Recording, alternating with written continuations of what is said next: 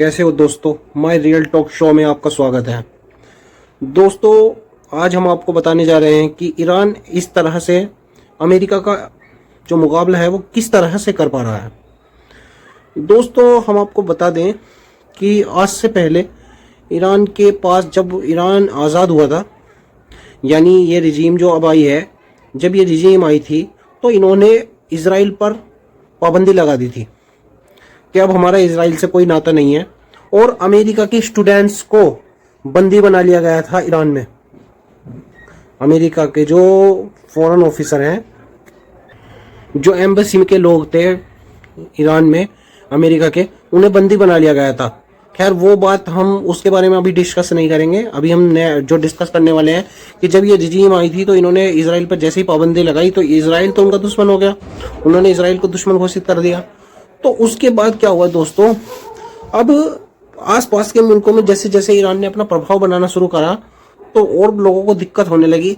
तो उसकी वजह से इनके खिलाफ बहुत सारी जो सीक्रेट सर्विसेज थी, सीक्रेट एजेंसी, वो एक्टिव हो गई।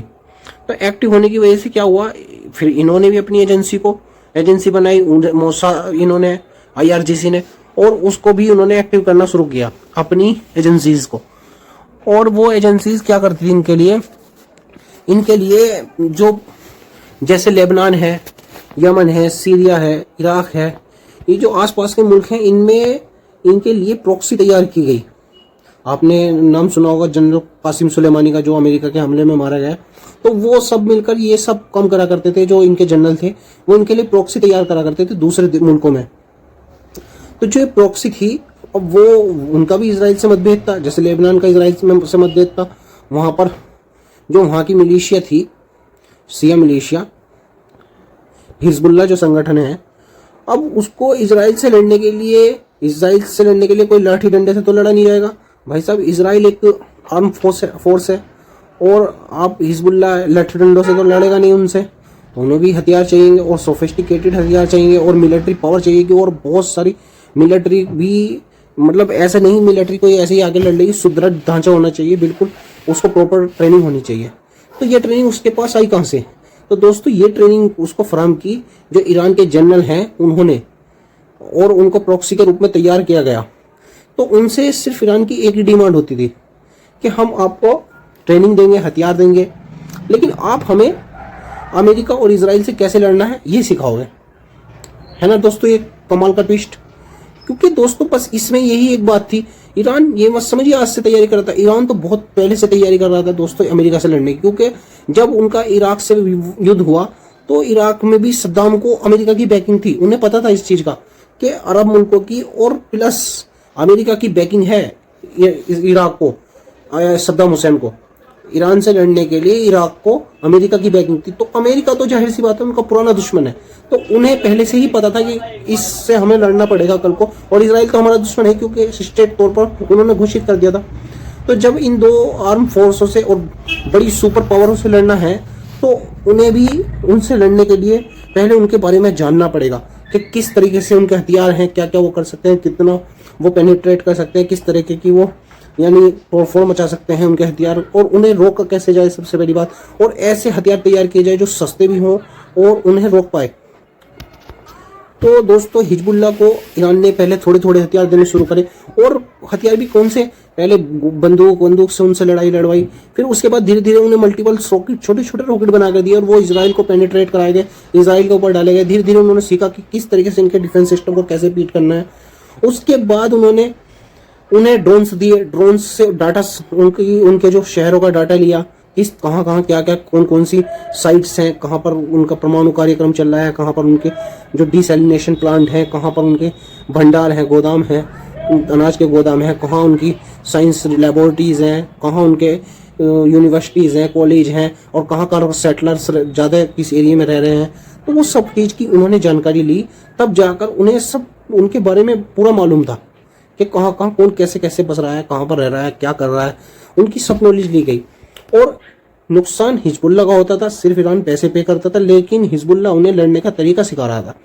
हिजबुल्लाह हुआ, यमन के हूती हुए, इराक में इराकी मिलिशिया हुई जो कि गवर्नमेंट में, अब तो गवर्नमेंट का पार्ट है, वो गवर्नमेंट में है, वहाँ पर तो वो सत्ता में बैठे हुए हैं।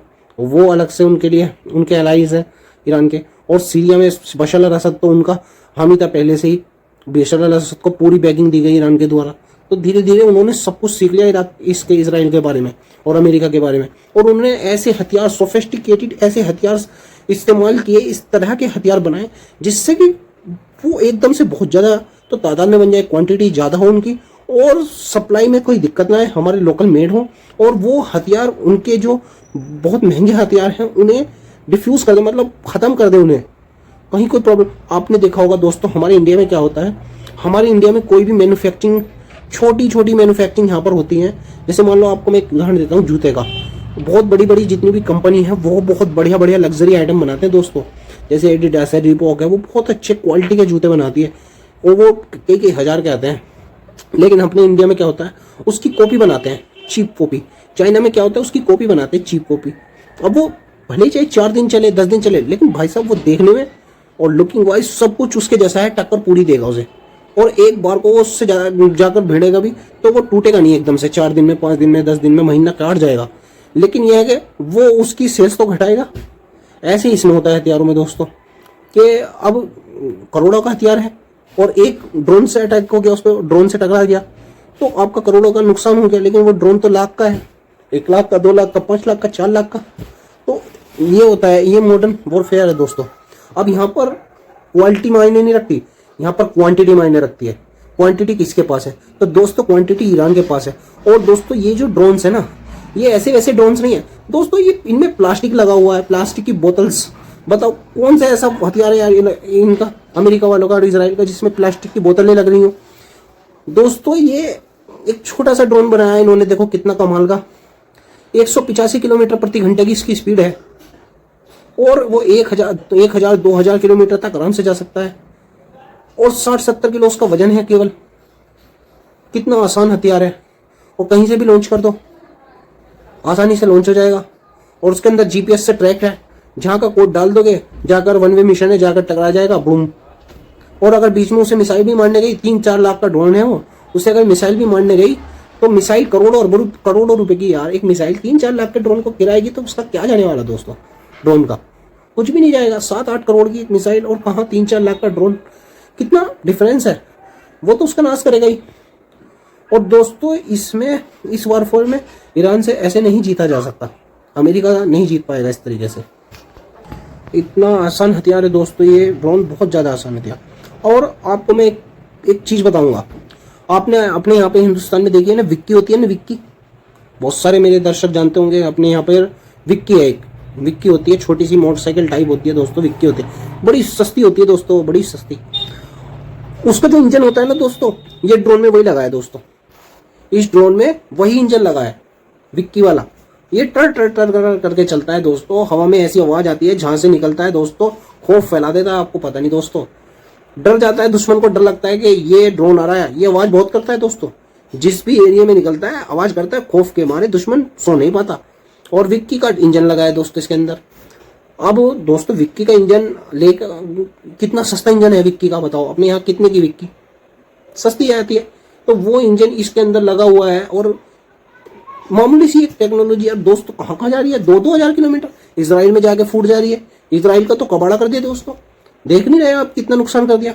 और इसराइल कह रहा है ये कर देंगे वो कर, भाई तू कुछ नहीं कर पाएगा। ये 2-2 हजार किलोमीटर ड्रोन जा रहे हैं सस्ते वस्ते, तेरी पूरी सिटी का नाश कर देंगे दोस्तों ये, और इसमें कुछ नहीं कर पाएगा दोस्तों इसराइल। और ये कह रहे हैं हम मिसाइल बनाएंगे इसका मुकाबला। कितनी मिसाइल बनाओगे भाई साहब आप, एक हफ्ते, एक महीने में 7 से 8-10, और आप ज़्यादा प्रोडक्शन बढ़ा लोगे, 24 घंटे काम करोगे तो 20 मिसाइल बना लोगे महीने में। आपको पता है ड्रोन कितने बनते हैं दोस्तों, आपको पता है मिसाइल कितनी बनती है ईरान में, एक महीने में कितने ड्रोन बनते हैं, एक महीने में हज़ारों ड्रोन बनते हैं दोस्तों, हज़ारों का प्रोडक्शन करता है ईरान। और उसकी बैकिंग कौन कर रहा है, चीन, दुनिया की सबसे आलमी ग्लोबल मंडी, जहाँ पर इस चीज़ की स्पेशलिटी है, जहाँ पर फैक्ट्री सेटअप करने का पूरा निज़ाम मौजूद है। वो एक दिन में बना देगा हज़ारों ड्रोन्स, उसको बना के दे देगा, 20-20 हजार ड्रोन्स बना के दे देगा, 50-50 हजार ड्रोन्स बना के दे देगा। आप नहीं बच पाओगे, ये जंग नहीं जीत पाएगा दोस्तों अमेरिका। और उसके खार्ग जो वो आइलैंड है, अमेरिका धमकी दे रहा है कि मैं उतर जाऊंगा, मैं उसने पहले ही बारो, मतलब आप ईरान को क्या समझते हो दोस्तों, पता नहीं क्या समझते हैं, कुछ भी ये वेस्ट का जो मीडिया है और वेस्ट के जो लोग हैं, ये गोरे जो चमड़ी वाले लोग हैं, ये समझते हैं बस हमको सब कुछ आता है, ये तो हम तो सुपीरियर है, ये तो कमतर नस्ल है जो एशियन मुल्क से है। इनको ये नहीं पता, अरे यार ये जो आप कह रहे हो कि हम खराग आइलैंड पे, वो 15 किलोमीटर दूर है खराग आइलैंड अमेरिका से, वो ईरान से केवल 15 किलोमीटर खराग आइलैंड है और स्टेट ऑफ हुर्मुज में मौजूद है, जहाँ से पूरा ईरान पूरा स्टेट ऑफ हुर्मुज का पूरा जायजा लेता है, स्टेट ऑफ हुर्मुज पर कब्जा रखता है। आप क्या सोच रहे हो, आप पैरा ट्रूप्स उतार दोगे, मिलिट्री को उतार दोगे, आपको पता है क्या होगा वहां पर? उन्होंने माइंस से लगा रखी दोस्तों, उतरते ही माइंस, भाई सब स्वागत करने बैठे आपका, और डिफेंस सिस्टम लगा रखे आपके लिए। आप उतरो तो सही, इतना आसान है क्या ग्राउंड इन्वेजन करना? इतना आसान है, और वो भी एक मिलिट्री के सामने जो कि सोफिस्टिकेटेड हथियार, टॉप मोस्ट हथियारों से लेवल है, और उसको बैकिंग कौन कर रहा है? Russia, China, north Korea. वाह, आप उसको ऐसे ही पीट दोगे बस, वो मुंह उठाओगे, उसको मारोगे दबदब और वो पिटता चला जाए। पागल समझा है पागल समझा है इतनी बड़ी आर्मी को? आप क्या समझ कर आ गए इस युद्ध में? और अब कह रहे हो सीज फायर करो, सीज फायर करो, सीज फायर करो। अरे आपके चक्कर में यहाँ इंडिया में गैस नहीं मिल रही दोस्तों, अब तेल का संकट आने वाला है। ये तो वो हमारा मित्र राष्ट्र है ईरान, उसने बेचारे ने घोषणा कर दी कि मैं मित्र राष्ट्र को भूखा नहीं बनने दूंगा, उन्हें पूरी गैस की सप्लाई दूंगा। वो तो उसका एहसान समझो, नहीं तो आपके तो कर्म ऐसे हैं भाई साहब अमेरिका वालों, आप तो मरवा दोगे लोगों को, बस अपना ही अपना है, दूसरे का कुछ नहीं है। आप जाओ, आप जाकर कब्जा करो, आपको वो ईरान वाले बैठे हैं आपके लिए, आपका स्वागत करेंगे, चाय नाश्ता कराएंगे, आ जाओ, बुला रहे हैं, बिस्कुट भी खिलाएंगे तुम्हें बिस्कुट दे के भेजेंगे, अमेरिका बुला रहे हैं। आप तो पता नहीं क्या समझ रहे थे भाई साहब, आप तो ये सोच रहे बस हम ही हैं सुपर पावर, हो सुपर पावर है भाई साहब, और तो कोई कुछ है ही नहीं, उसका तो कुछ भी नहीं है भाई साहब, यही सुपर पावर है भाई साहब। एयर डिफेंस सिस्टम मौजूद हैं, उनकी आर्मी मौजूद है उस आइलैंड पे, उन्होंने माइन से लगा रखी हैं। आप आओगे तो मैसेकर होगा, आपका कब्रिस्तान बनेगा। ईरान भी आपका अफगानिस्तान जैसा कब्रिस्तान है, ये आप याद रखना दोस्तों, ये इनका कब्रिस्तान बनेगा। आप दादा हो क्या कहीं के भी, आप मतलब कहते हो कि यहाँ पर दिक्कत है वहीं पहुंच जा, भाई साहब ऐसे नहीं होता यार, ऐसे नहीं होता। आप कहीं भी पहुंच जाते हो, आप वेनेजुएला में पहुंच गए, आप कहीं भी पहुंच जाते हो। वेनेजुएला में जाके आपने प्रेसिडेंट को उठा लिया, अबे यार कोई शर्म करो यार, वेनेजुएला में जाके आपने प्रेसिडेंट को उठा लिया, इतना आसान समझाया है, हर जगह प्रेसिडेंट को उठा लोगे, यहाँ पर आपने सुप्रीम लीडर को मार दिया। अरे यार कोई हद है बेशर्मी की, आप वर्ल्ड लीडर को ऐसे मार रहे हो जैसे क्या नाम है चीनी की बोरी उठा रहे हो हैं। कहीं से भी किसी के घर में से भी तेल चोरी कर लोगे, कहीं से भी गैस चोरी कर लोगे, कहीं भी चले जाओगे, इतना आसान है, हर जगह पहुंच जा रहे हो। ठीक है भाई साहब, आपकी दादागिरी निकल जाएगी। अब क्या आपने गलत पंगा ले लिया? ये ईरान है भाई साहब, आपको उसकी ज्योग्राफिकल लोकेशन नहीं पता, आपको सब कुछ पता होते हुए भी सब कुछ पागल बन रहे हो। बस चोरी का, बस आप पर चोरी का भूत चढ़ा है दोस्तों, इन पर चोरी का भूत चढ़ा है, बस इस चक्कर में रहते कहीं पे भी चोरी कर लूं। यूक्रेन को धमकी दे दी, मुझे मिनरल्स तो उस पर वेनेजुएला पे बेचारे पे चढ़ाई कर दी, चाइना पे इंडिया पे, इन पे सब पे टैरिफ लगा दिया, सब मुल्कों पे टैरिफ लगा दिया, यूरोप पे। गुंडे हो तुम ट्रम्प, कहीं भी जाते हो, कहीं भी कुछ भी करना चाहते हो। यहाँ पर ठाकर सुप्रीम लीडर को मार दिया। अरे क्या बेशर्माई किया है, पागल हो क्या? सुप्रीम लीडर को ऐसे मार दिया तुमने मुंह उठा के। अब आपका दोस्तों यहाँ पर ये आपका जहाज बनाने बैठे हैं ये ईरान वाले, आपका देखना अब ये IRGC की फोर्स है, ये कोई गुंडा मवादी पब्लिक नहीं है, लोकल पब्लिक नहीं है गली सड़कों पे चलने वाली, ये एक आर्म फोर्स है दोस्तों। इन्हें नहीं पता, इन बेवकूफ़ों को कोई समझाओ, पागलों को समझाओ। ये एरोप्लेन चलाते हैं, मिसाइल चलाते हैं, ड्रोन्स चलाते हैं, ये कोई पागल तुम्हारे जैसे, ये कोई रोड पे चलने वाली कोई वो नहीं है फोर्स। एक अफगानिस्तान तो आपसे संभला नहीं, वहां पर आपको रोड पर चलने वाले तालिबानियों ने मारा, मुल्ला जियों ने मारा रोड पर चलने वाले। अब ये जो फोर्स बैठी है, ये कोई ये आपको चने भुने हुए चने नहीं देने वाली।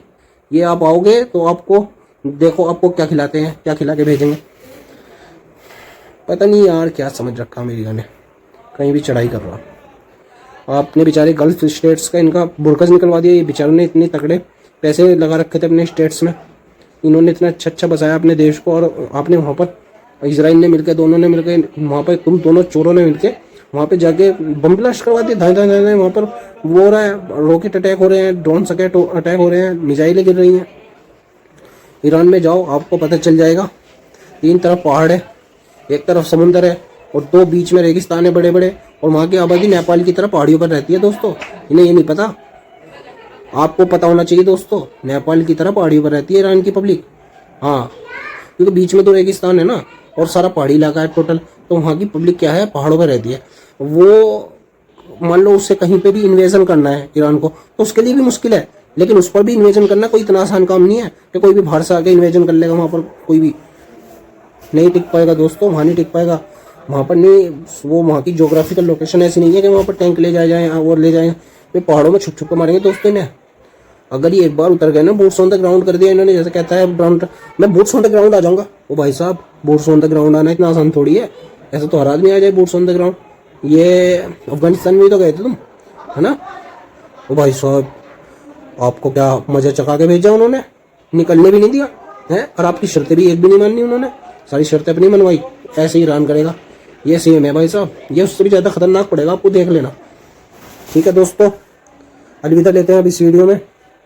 और दोस्तों लाइक कीजिए, सब्सक्राइब कीजिए, शेयर कीजिए, चैनल को ज्वाइन आइकन बेल बटन को दबा दीजिए, और कमेंट करिए दोस्तों। अपनी राय कमेंट बॉक्स में रखा करें। कोई भी परेशानी, कोई भी आपको मेरी वीडियो से अच्छी न लगे कोई बात, तो मुझे कमेंट कर दिया करें, मैं उस पर ध्यान दूंगा। अलविदा मेरे दोस्तों।